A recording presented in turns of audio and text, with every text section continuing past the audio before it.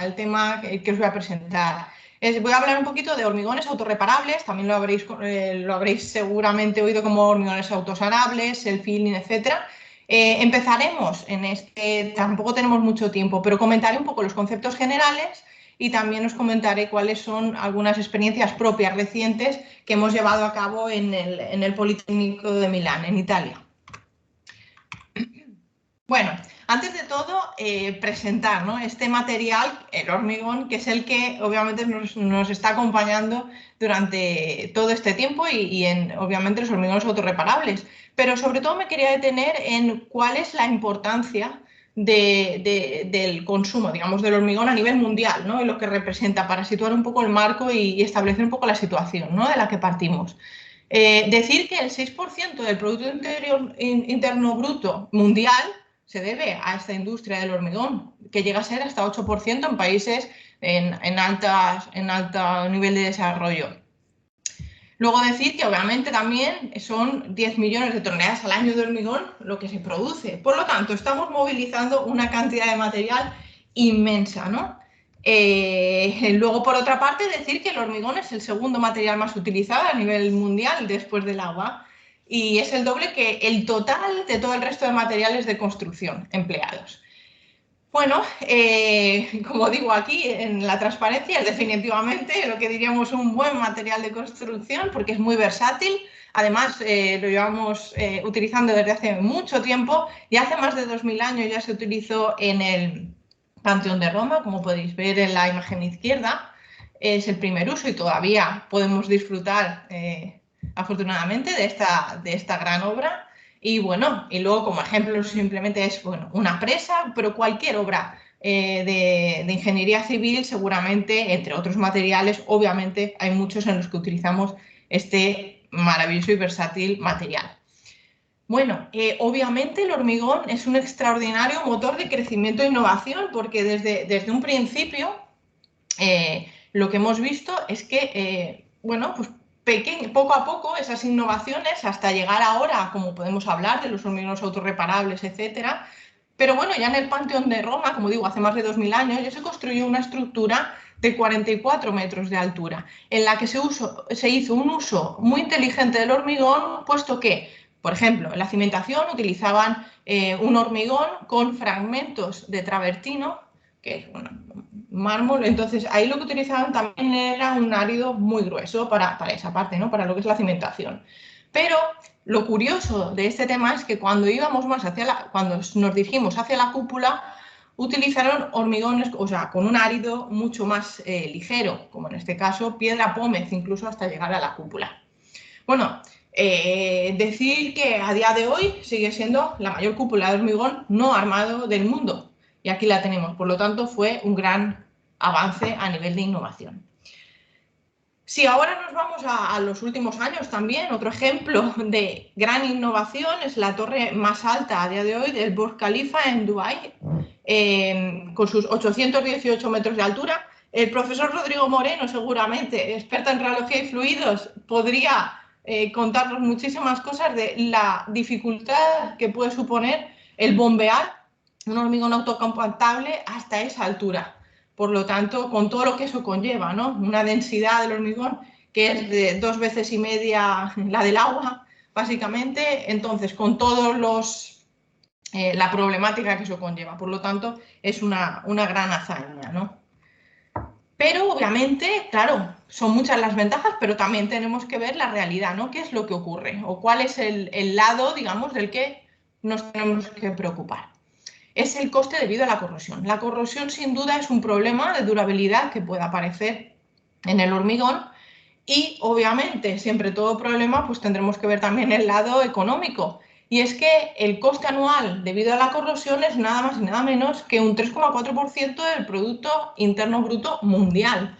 Por lo tanto, es una cantidad nada despreciable. Entonces, dicho todo eso, seguramente la durabilidad del hormigón en cuidar todo digamos, a nivel de durabilidad es fundamental, porque obviamente implica mucho coste. Entonces, ¿qué es lo que hay que hacer? O sea, las estructuras, pues bueno, pues requieren seguramente de un continuo mantenimiento a lo largo de su vida de servicio. debido, bueno, obviamente al paso de los años y, como digo, problemas de durabilidad. Y luego, como una vez más, os doy algunos datos que nos ponen más en situación del problema, ¿no?, al que nos podemos enfrentar. Ya Matthews en 2007 estableció que el 50% de las estructuras de hormigón que han sido reparadas van a volver a fallar. De ese 50%, el 25% de ellas fallará en los próximos 5 años, el 75% en los próximos 10 y el 95% en los próximos 25 años. Por lo tanto, es un coste añadido muy grande a lo largo del ciclo de vida. Por otra parte, tener en cuenta que la fisuración es algo que está ahí. Obviamente, las estructuras de hormigón vienen dimensionadas porque es normal que trabajen fisuradas. Es normal en servicio que estén fisuradas. Pero obviamente, desde el punto de vista de la durabilidad, tenemos que tener en cuenta que esa fisuración lo que supone es una vía de entrada a agentes agresivos, como podrían ser cloruros, sulfatos, etc. Entonces, tenemos que estar atentos a todo eso para evitar corrosión y otros problemas. Es cierto que también el Eurocódigo 2 nos recomienda unos valores de control de ancho de la fisuración en función de las clases de exposición. Ahora no me detendré en ello, pero simplemente es al menos ir diciendo las ideas fundamentales, ¿no?, para adentrarnos en este tema. Decir que la fisuración únicamente no se corresponde con las solicitaciones mecánicas, como una respuesta a solicitación mecánica, sino también a otro tipo de eventos, podríamos decir, así como podría ser la reacción álcali-sílice, la fisuración debida a la retracción, etcétera, etcétera. Entonces, hay varias situaciones que pueden provocar esa fisuración, que tenemos que estar muy, muy atentos. Y luego, como decía antes, hay distintas clases de exposición. En función de la clase de exposición, más agresiva, menos, etcétera, pues tendremos un ancho de fisura máximo recomendado. Bueno. A ver, ahora explicaros brevemente también este concepto. Por una parte, aquí vemos dos gráficos en el que en el de arriba vemos la prestación mecánica a lo largo del tiempo y el coste a lo largo del tiempo. Bueno, pensemos, por ejemplo, en un hormigón normal, como podría ser, es la línea roja, el tipo A. Bueno, en un hormigón normal, por decirlo así, que está por encima, voy a utilizar el puntero, que será más claro. ¿Lo podéis ver? Espero que sí. Bueno, lo que sería un hormigón convencional, pues entonces sí. Partimos. Gracias. Partimos con un nivel de prestación mecánica que está por encima del nivel requerido de resistencia, pero pasados unos años, con los datos que acabo de dar, pues bueno, ese nivel de prestación mecánica que teníamos en un principio, ese nivel resistente, bajará, decaerá, entonces tendremos que repararlo, una primera reparación. Pasarán unos años después de esa reparación y, como decía, se tendrá que volver a reparar. Bueno, ¿qué es lo que ocurre? Si elegimos un material tipo B, la línea en azul, que quizás tiene un coste elevado, un poco más elevado del anterior, ¿qué es lo que hace? Dice, bueno, vale, sí, tiene un coste elevado, pero lo que nos da es una prestación mecánica mayor, una mayor calidad en otros aspectos, y lo que hacemos es retrasar esa reparación. De modo que en el mismo periodo de tiempo, en vez de tener dos, tenemos una solo. Bueno, a nivel, digamos, de durabilidad, seguramente pues es mucho mejor. Hemos ahorrado también costes y dinero porque solo hemos reparado una vez. Entonces, básicamente con todo esto la pregunta es, bueno, quizás sí que es cierto que en algún momento, claro que nos interesa utilizar un material, un hormigón, con un coste quizás inicial un poco mayor, pero que a largo plazo nos va a dar una mejor respuesta y no va a suponer necesariamente un coste mayor a largo plazo, sino todo lo contrario. Bueno, pues este podría ser, entre otras cosas, el caso del self-healing, los hormigones autorreparantes.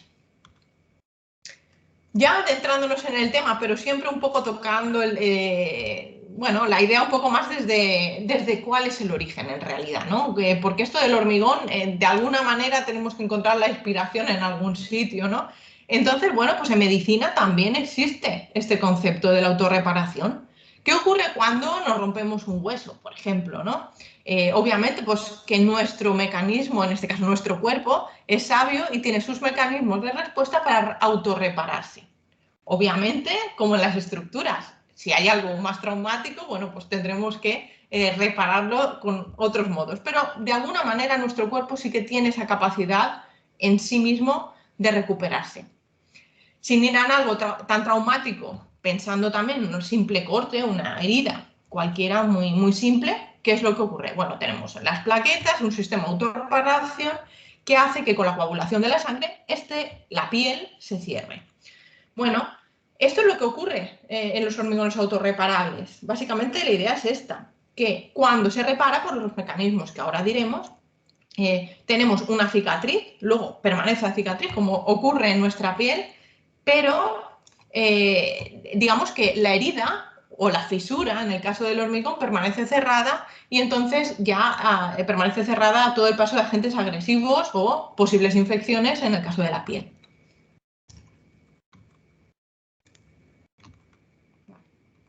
Bueno, deciros que el self-healing autógeno no es algo nuevo como concepto, sino que ya fue descubierto en 1836, porque es verdad que en algunos casos uno puede tender a pensar, pues esto es revolucionario, es nuevo. Bueno, ya en 1836 por la Academia Francesa de la Ciencia ya se, digamos, descubrió, ¿no?, este fenómeno, en el que se transformaba el hidróxido de calcio en carbonato de calcio y como consecuencia de una exposición al dióxido de carbono de la atmósfera.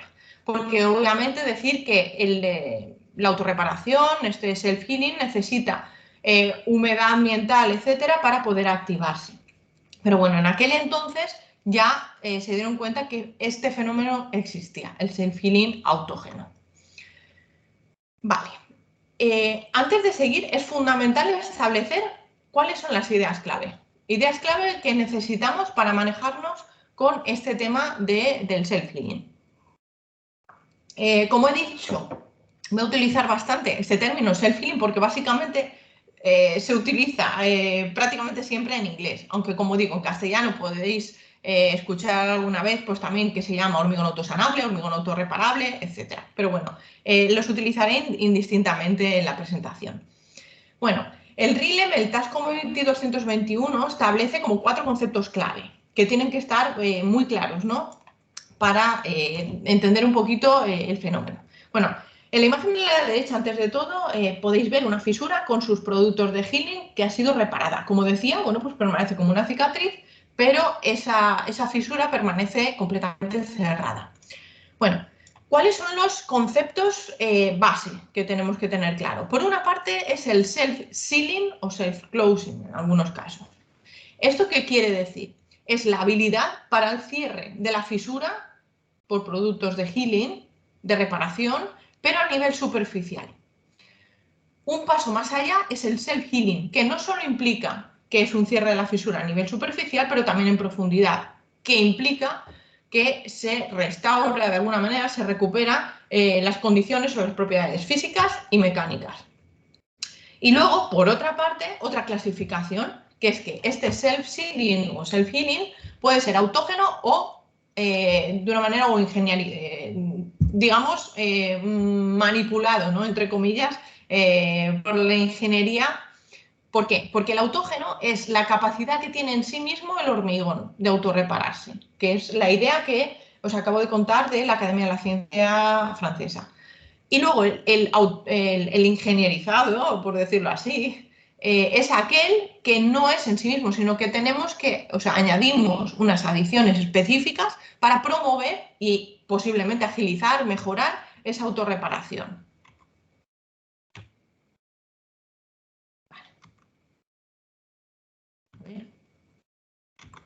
Ahí no quiere seguir.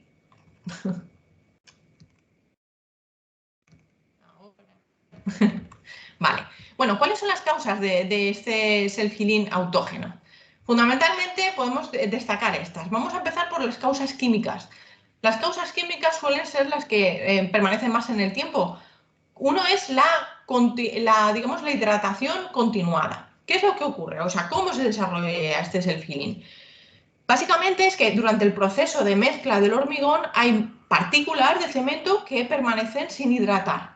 Entonces, este es el feeling cuando hay una fisuración, se abre como una ventana, un paso al agua, a la humedad, y vuelve a rehidratar o hidrata aquellas partículas que habían permanecido sin hidratar en un primer momento.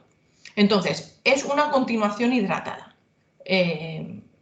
Perdón, es una hidratación que continúa en el tiempo, retardada. Luego, otra posible, digamos, causa puede ser la formación de carbonato de calcio, que es lo que podéis ver aquí en la parte central. Bueno, esto como digamos lo más útil, lo que más utilizamos y que permanece en el tiempo. Pero luego también puede haber otras causas que, bueno, que de alguna manera es como una reparación, que pueden ser causas mecánicas, donde vemos aquí los restos y detritos. Evidentemente, cuando se produce una fisura, hay restos, ¿no? Restos de hormigón que pueden bloquear de alguna manera la fisura. Es cierto que luego si tenemos, por ejemplo, si ponemos agua a presión, estos detritos los eliminaríamos. Por eso no permanece demasiado en el tiempo. Y bueno, y una causa física también es cuando se produce pues como una hinchazón de la pasta, digamos, de cemento, que bueno, pero tampoco permanecería en el tiempo si, por ejemplo, no está siempre sometida en agua a una estructura, sino que está a ciclos también de seco, pues bueno, esto podría cambiar. Pero bueno, siempre tenemos que tener el objetivo de cuál sería una fisura autocurable. Hay que ser sincero también. No podemos decir que todas las fisuras son curables. Evidentemente no. Tienen que ser fisuras de una anchura contenida. Una anchura contenida como podría ser 0,1, 0,2 milímetros, pero bueno, depende de muchas variables. Bueno, aquí quería hacer un comentario muy breve, ¿no? del doctor Adam Neville, que sí que publicó un artículo muy curioso ya hace pues, casi 20 años, ¿no? Que decía que si el self-healing autógeno si era un milagro, ¿no? Y bueno, y al final afirmó que dice, bueno, no, en su momento lo que dijo es, no podemos diseñar una estructura con la asunción de que va a ocurrir, pero bajo ciertas circunstancias, desde luego ocurre y es muy beneficioso. Lo que es fundamental y no tenemos que perder de vista es cómo funciona este self-healing autógeno, cuándo trabaja, cómo podemos promoverlo y cómo podemos sacar partido de ello. Entonces, ya entrando en materia, ¿cuáles son los parámetros influyentes del self-healing? Sin duda la abertura de fisura, como os decía, tiene que ser relativamente contenida para, obviamente, poder repararla. El estado tensional a lo largo de la fisura también es fundamental. Obviamente, pensad que no es lo mismo una fisura, por ejemplo, que está continuamente abierta, obviamente, o al contrario, o una estructura pretensada en la que hay una compresión continua, entonces se ayuda a que la fisura permanezca cerrada y obviamente eso ayuda también a la reparación de la fisura. O sea, eso es una cosa importante. Otro parámetro que puede influir y influye es la temperatura del agua. Seguramente hemos visto en las últimas investigaciones también que con una temperatura un poco más elevada la reparación es mejor o más rápida. Y luego también, sin perder de vista, la presencia de otras sustancias, porque no siempre estamos expuestos a agua potable, agua normal del grifo, ¿no? Sino que también esa agua puede contener agentes contaminantes agresivos, como podría ser cloruros, sulfatos, etc. Y entonces eso sí que es un problema de durabilidad, como introducí al principio. Bueno, ¿cuáles son los beneficios del self-healing? Una es la reducción de la permeabilidad del agua. Obviamente, si cerramos una fisura, no pasa el agua. Y luego, en el caso de un self-healing, no self-sealing, una posible recuperación de la resistencia y la rigidez. Bueno, hay distintas técnicas. Una de ellas es con cápsulas, es decir, introducimos aquí un agente reparador, un healing agent, como tenéis aquí, y entonces cuando se produce la fisuración, la fisura rompe esa cápsula y libera ese agente reparador. Entonces, bueno, pues ahí pues recupera, etcétera. ¿Cuál es la pregunta? Vale, sí, un uso sí, pero obviamente una vez rota la cápsula ya no tenemos más agente, entonces ¿qué pasaría si se vuelve a fisurar? Ese es uno de los problemas. Otra tecnología son las bacterias, donde se encapsulan las bacterias y por otra parte su comida, ¿no? Entonces pasaría el mismo fenómeno que en la cápsula. Se produce una fisura, se rompen esas cápsulas, la bacteria se despierta, huele la comida y activa su ciclo vital. Activando su ciclo vital desprende precipita carbonato de calcio y acaba cerrando la fisura, como veis en la imagen de la derecha. Otra tecnología es la de, bueno, pues una especie de tubitos, que no deja de ser muy similar a las cápsulas que veíamos al principio. El principio es el mismo. Bueno, en algunos casos es un tubo que puede atravesar todo el elemento estructural, la probeta, etcétera. Pero bueno, el discurso es que el fenómeno funciona de la misma manera y lo que podría tener problemas es eso, que una vez se fisura y se abre esta cápsula, ¿qué es lo que ocurre? Tiene más usos. Porque si lo que nos interesa es la durabilidad en el tiempo, seguramente es una de las preguntas. Y luego otro ejemplo muy curioso que también se utilizan los polímeros superabsorbentes, que no viene a ser nada más que lo que está contenido en los pañales de los bebés.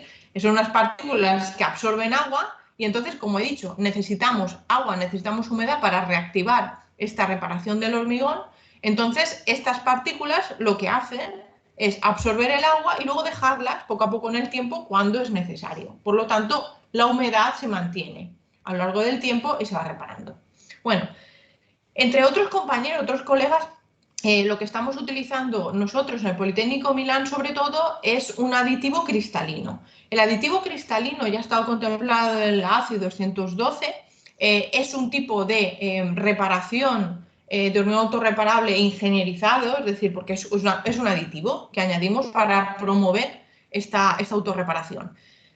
Y bueno, es altamente hidrofílico y luego decir que sus constituyentes químicos reaccionan con el agua y el cemento para formar calcio, silicatos hidratados. Y esto es lo que hace que, obviamente, reducen, porque al final no son más que es un aditivo reductor de la porosidad y de la permeabilidad. ¿Cuál es la ventaja? Que lo introducimos directamente durante la mezcla del hormigón. Entonces,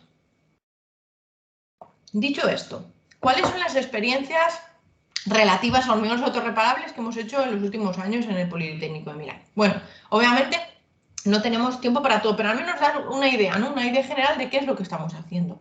Bueno, estamos utilizando o estamos analizando el self-sealing y self-healing en distintos tipos de hormigón. Lo hemos hecho en morteros de cemento, en hormigones de una resistencia normal, luego resistencia normal con y sin fibras, luego también en hormigones de ultra alta resistencia reforzados con fibras. No me detendré en ello, puesto que el hormigón reforzado con fibras, a continuación sí que os explicarán más cosas Gonzalo y Ángel.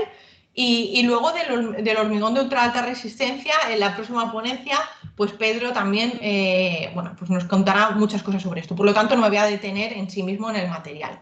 Pero decir que estos son los materiales que son de nuestro interés y para cubrir un mayor abanico posible. Luego, como última intervención, lo que hemos hecho es ver también qué ocurre si reciclamos un hormigón de ultra alta resistencia, si sigue siendo de ultra alta resistencia. Esa es una de las últimas experiencias que hemos hecho.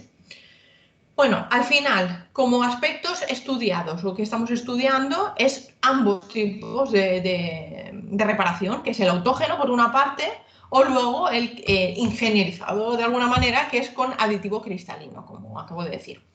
Y luego, otra cosa que nos preocupa, que es una de las variables que intentamos estudiar, dada su importancia, es la repetitividad. ¿Qué quiere decir esto? Es como os decía, cuando se fisura el hormigón, con lo que pasa con las cápsulas, se rompe en cierto momento y ya no tiene más usos. Entonces, lo que queremos ver es cuál era el alcance de este aditivo cristalino, es decir, si cuando se fisura por primera vez se repara, de acuerdo, pero si en futuras fisuras eso se sigue reparando, pues eso es una de las cosas que hemos estudiado. Y luego también hemos estudiado estructuras no solo expuestas, digamos, al aire libre, sino también a ambientes agresivos, para obviamente probar todo este tema de la durabilidad.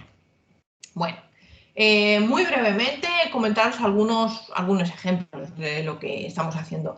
Bueno, en este caso era una investigación de hormigones de resistencia normal, de en torno a 30-35 megapascales, sin fibras.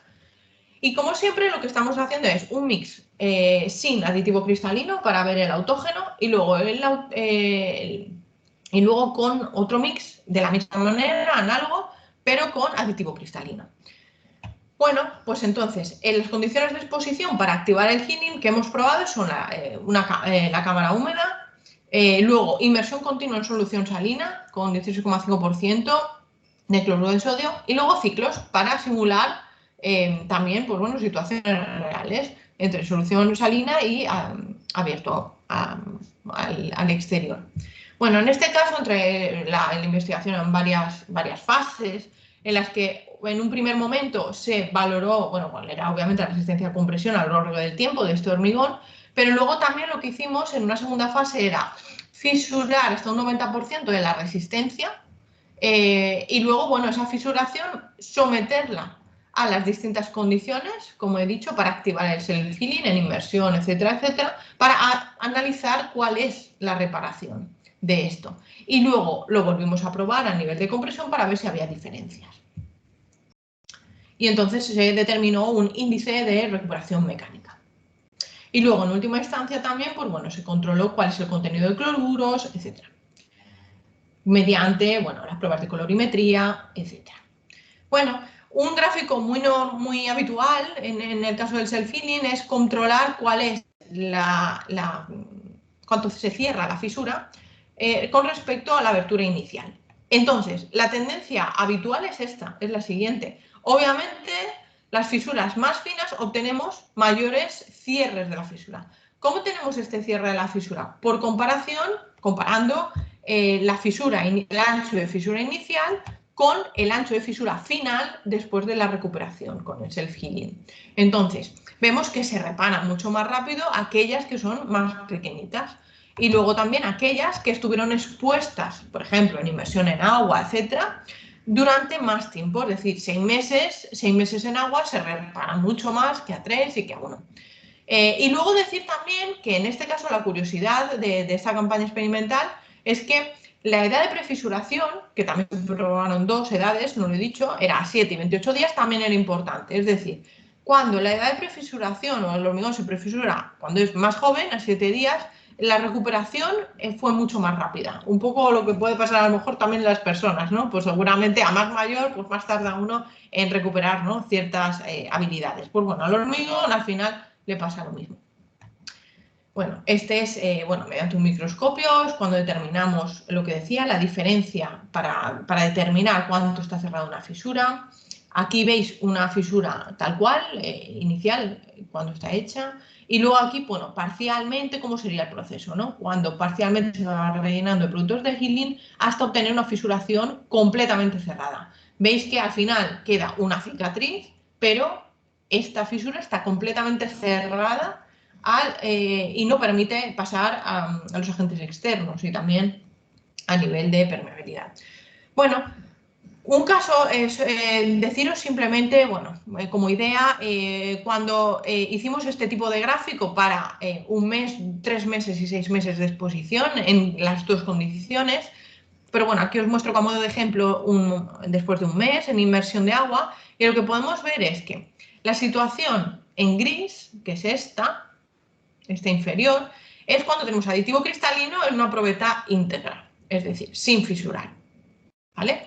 Entonces, aquí vemos el contenido de cloruros frente a la profundidad. Profundidad es con respecto a la vía de entrada, que es la fisura. Entonces, a mayor profundidad, obviamente, va disminuyendo ese contenido de cloruros. ¿Qué es lo que vemos después de 1 mes inmerso en solución salina? Que cuando no tenemos aditivo cristalino, digamos, el contenido en cloruros será un poquito superior a cuando tenemos el aditivo cristalino. Por lo tanto, sí que es verdad que promueve y este efecto lo que hace es mitigar ese contenido en cloruros.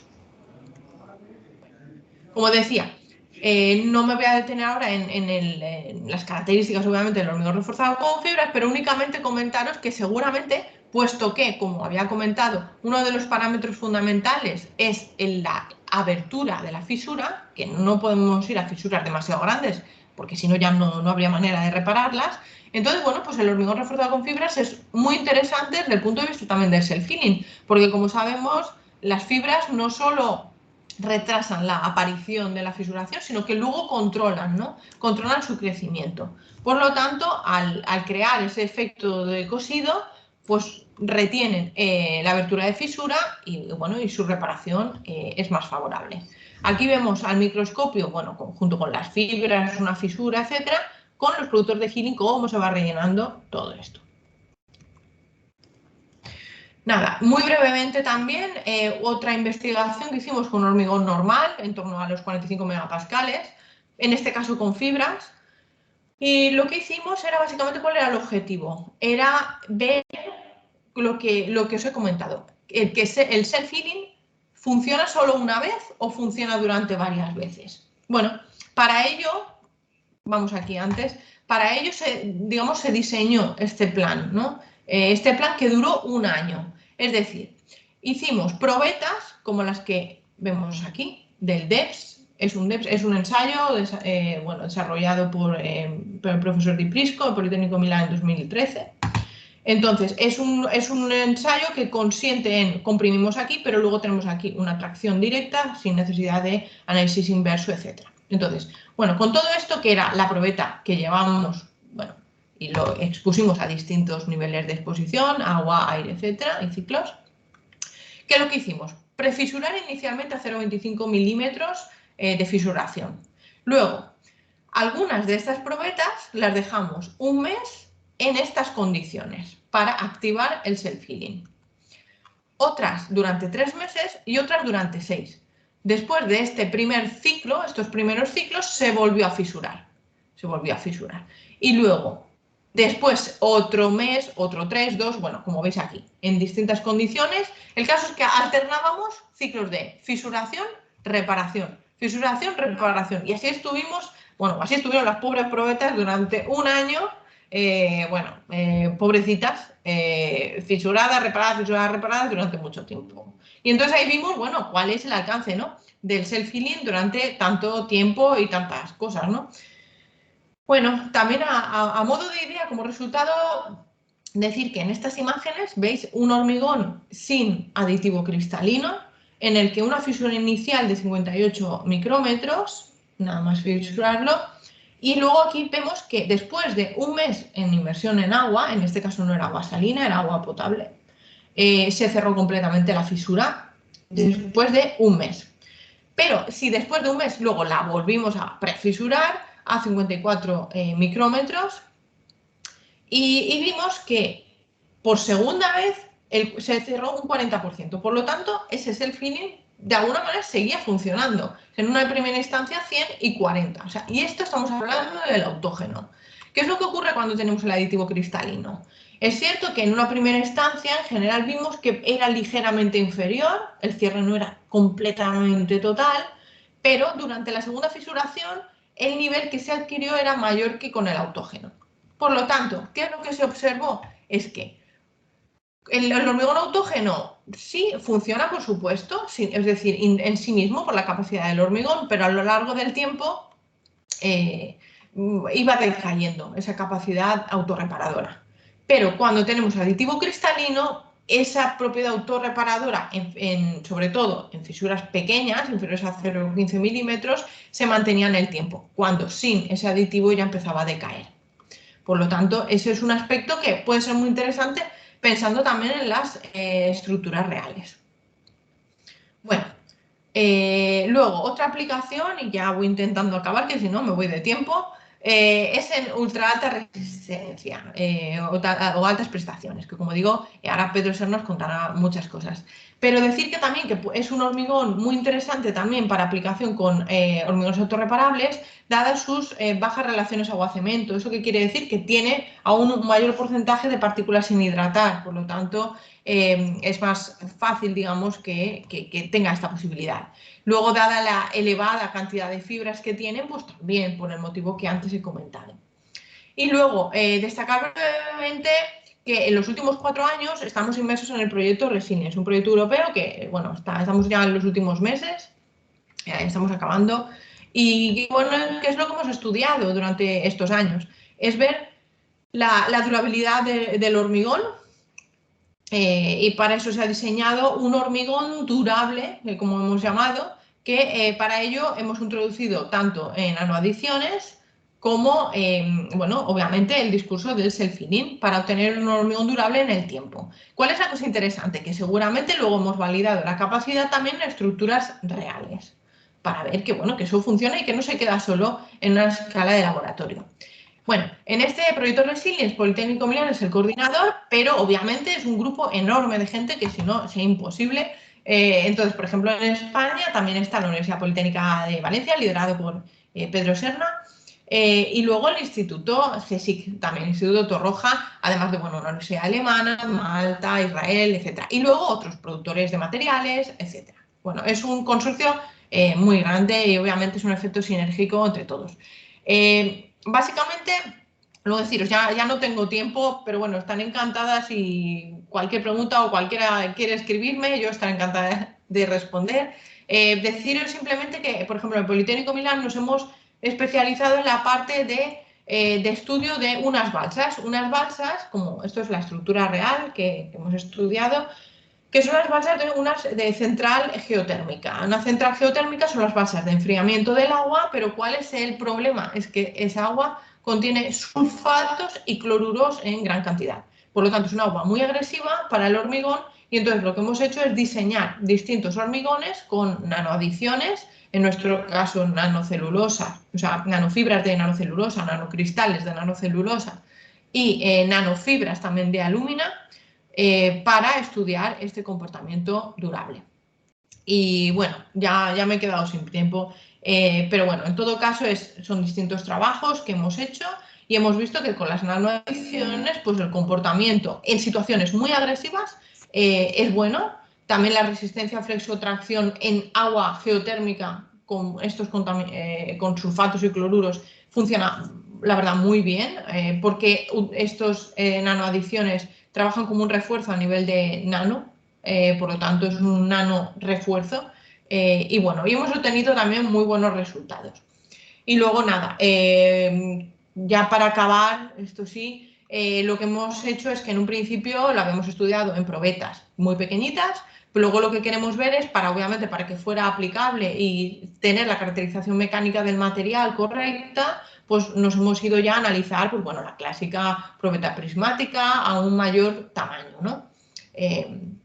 Bueno, conteniendo, como digo, ya nanotecnologías para promover estos efectos. Y bueno, obviamente agradecer también a todo mi grupo con el que bueno, estamos trabajando ahí codo con codo, porque sería imposible uno solo realizar todo esto. Y bueno, y